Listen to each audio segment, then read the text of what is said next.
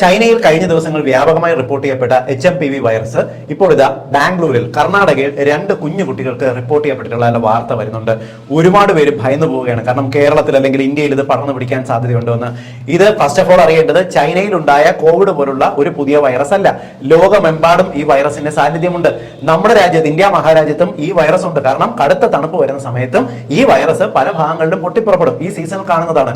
ഇപ്പോൾ കൊച്ചുകുട്ടികൾ 2 കുട്ടികൾ റിപ്പോർട്ട് ചെയ്യപ്പെട്ടത് കൂടുതൽ പേരിൽ നോക്കിക്കഴിഞ്ഞാൽ ഒരുപക്ഷെ നമ്മുടെ നാട്ടിലാണെങ്കിലും കൂടുതൽ ആൾക്കാരിൽ പരിശോധിച്ചു കഴിഞ്ഞാൽ ഒരുപക്ഷെ ഈ വൈറസിന്റെ സാന്നിധ്യം കണ്ടെത്താനുള്ള സാധ്യതയുണ്ട് എന്ന് കരുതി ഇത് ഭയപ്പെടേണ്ട കാര്യമോ ഇത് മാരകമാവുമോ ഒരുപാട് പേരിലേക്ക് പടർന്നു പിടിക്കുമെന്നോ അല്ലെങ്കിൽ കോവിഡ് പോലെ വ്യാപകമായി പടർന്നു പിടിച്ച് ഇന്ത്യ മൊത്തം ലോക്ക്ഡൌൺ ചെയ്യേണ്ടി വരുമെന്നോ ഇതിനകത്ത് അർത്ഥമില്ല. ഏതൊരു ജലദോഷ പനിയും പോലെ ഫ്ലൂ പോലെ നമ്മൾ ശ്രദ്ധിക്കേണ്ട, ജലദോഷം വന്നാൽ 2-3 ദിവസത്തേക്ക് ശ്രദ്ധിക്കേണ്ട ഒരു അസുഖം മാത്രമാണ് ഈ HMPV വൈറസ് കൊണ്ട് സംഭവിക്കുന്നത്.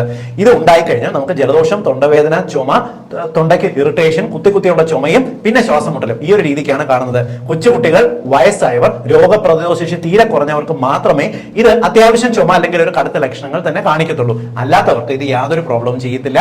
പേടിക്കേണ്ട കാര്യമില്ല.